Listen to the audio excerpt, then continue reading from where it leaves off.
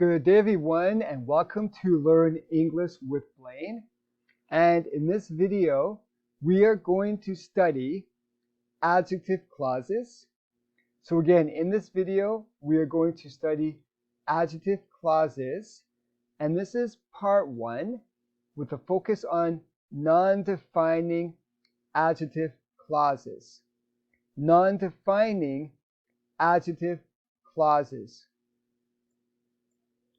The goal of this video is to help you learn about non-defining adjective clauses. We are going to answer the questions, what do they do, and what do they look like? What do they do, and what do they look like? Note, non-defining adjective clauses, we may also call them modifying relative clauses. Adjectives. So let's first talk about adjectives. We use adjectives to give us information about a noun. This is what adjectives do. Let's look at some examples. So here we have 7 sentences without an adjective and 7 sentences with an adjective. Sentence number 1. I met my wife 10 years ago. I met my beautiful wife 10 years ago. I saw a man walking down the street. I saw a tall young man walking down the street. I put my books on the table. I put my English grammar books on the table. Number 4. We went to visit a town in Ontario. We went to visit a very nice old town in Ontario. My brother bought a house. My brother bought a very large, elegant house. We saw a mountain on our hike. We saw a majestic snow-covered mountain on our hike. And finally, number 7, I love your car. I love your new blue sports car. So we can see that by adding adjectives, it makes the sentences more interesting and it gives us more information about the noun that it modifies.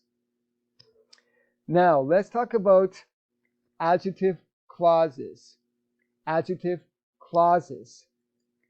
So we can also use something called adjective clauses to give us more information about a noun. For example, my new friend who is from China is very friendly. My new friend, comma, who is from China, comma, is very friendly. So in this sentence, who is from China, this is what we call an adjective clause. This is a non-defining adjective clause. This clause, who is from China, gives us information about my new friend. Now, clauses are groups of words with a subject and a verb. Clauses can be dependent. This means that they form part of a sentence, but they cannot be left by themselves because they do not form a complete thought. So remember the word, it's a dependent clause. So when we go back here, my new friend who is from China is very friendly. This is a sentence, but who is from China is not a sentence. It needs to be connected to the other words in this sentence. Now, clauses may also be independent. This means that they have a subject and a verb and form a complete thought, and they are sentences. Adjective clauses are groups of words that give us information about a noun. They are always dependent clauses. They cannot form a complete sentence by themselves. So again, we're going back to this adjective clause right here, who is from China. This is not a sentence, and it cannot be by itself. It needs to be with other words. Now, adjective clauses may also be called relative clauses because they begin with one of these three relative pronouns. Now, we use who for people, which for animals and things, and whose. These are for people, things, and animals to show possession. To show possession. So we are going to use who, which, or whose. And these words, who, which, and whose, these are called relative pronouns. So let's look at some more examples. My brother, who was born in Winnipeg, is very talented. So in this example, who was born in Winnipeg is the clause. We're using who because my brother is a person. Notice we have a comma here after the noun and after the clause. So after the noun, at the beginning of the clause, and at the end of the clause, we are going to have commas. And here, of course, is the noun. So we have the noun, comma, and then the clause, and then another comma at the end. Another example, your house, which you bought last year, is a little old.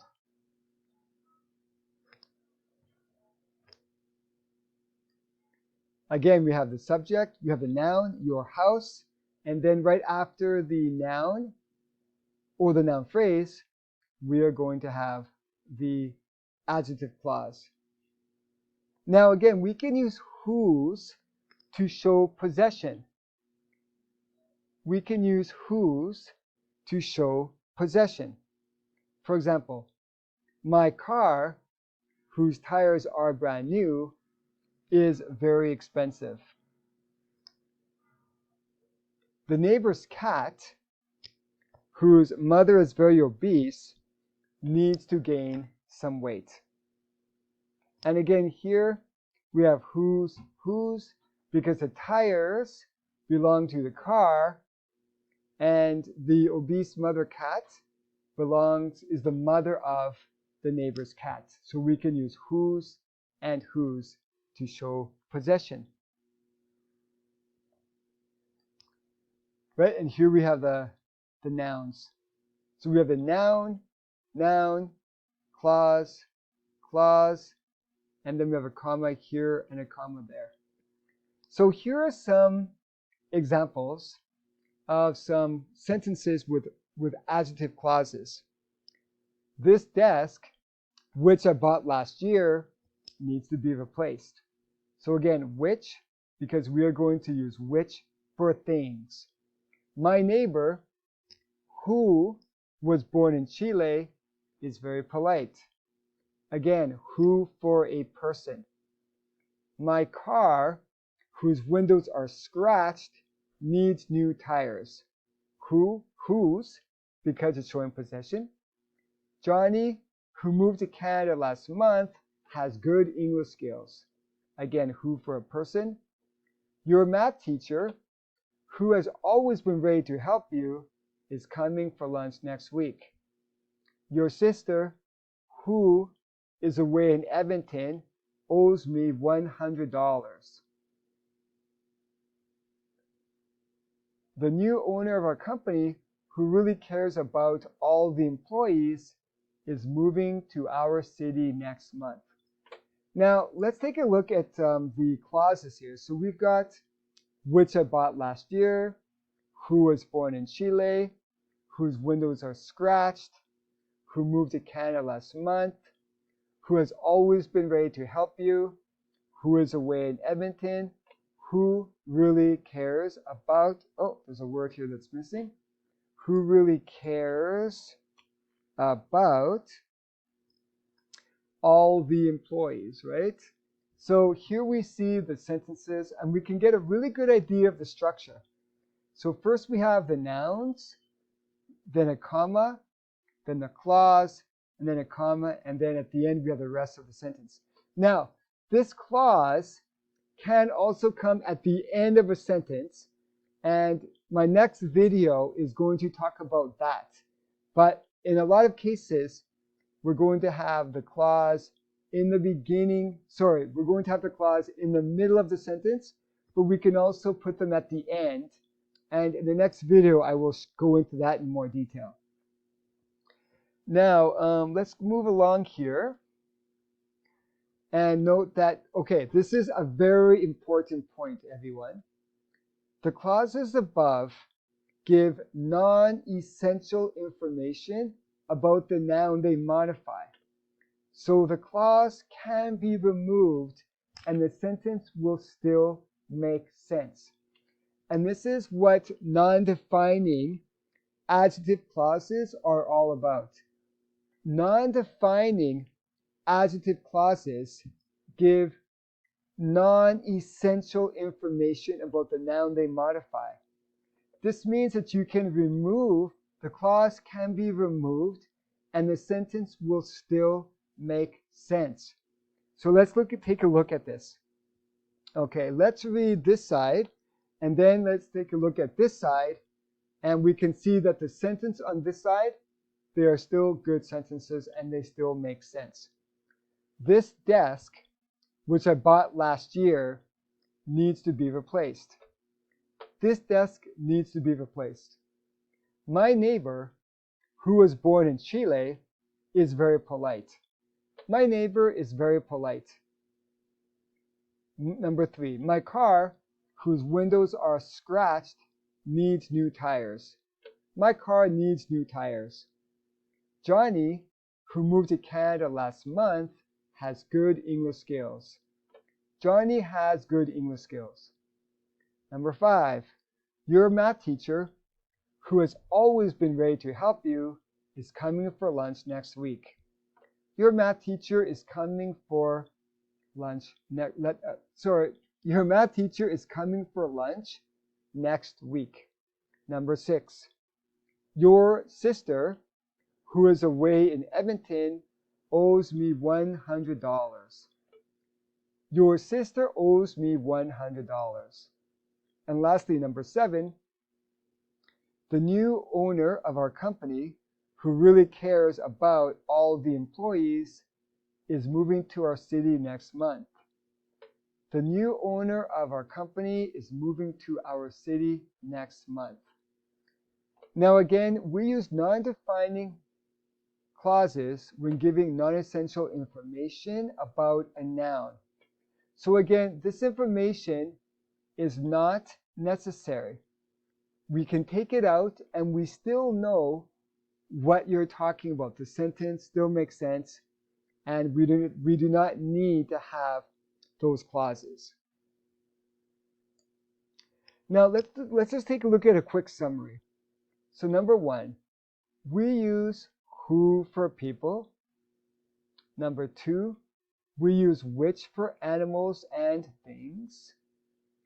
We use whose for people and things to show possession, right? So we can use who, which, and whose. Who for people, which for animals and things, whose for people and things to show possession. The clause comes after the noun. My car, whose tires are brand new, is very expensive. So again, we have the noun, my car, and then we have the clause.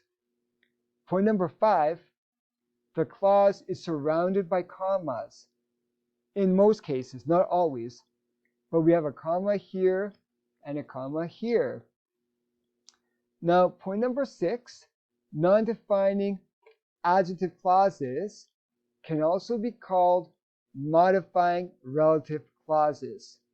So we can call them non-defining adjective clauses, or we can call them modifying relative clauses.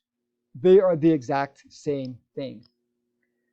So everyone, see the links below this video. The links will include a link to my website post on this topic with exercises, and I will send you links to dictation videos. So again, check the links below this video. I will send you a link for my website post. And on my website, I'm going to be making more exercises so you can get some practice with these. And also, there'll be links to dictation videos on this topic as well. So again, as always, everyone, I want to thank you so much for watching this video. I really do appreciate it. Please leave your comments or questions in the comment section. I would really appreciate to get your feedback. You can also tell me, did you understand this topic? Do you have more questions? Was it unclear? So any comments or questions you have would be fantastic. And remember everyone, if you like this video, please remember to share, like, and subscribe. Thank you so much everyone, and I will see you in the next video. And have yourself a great day.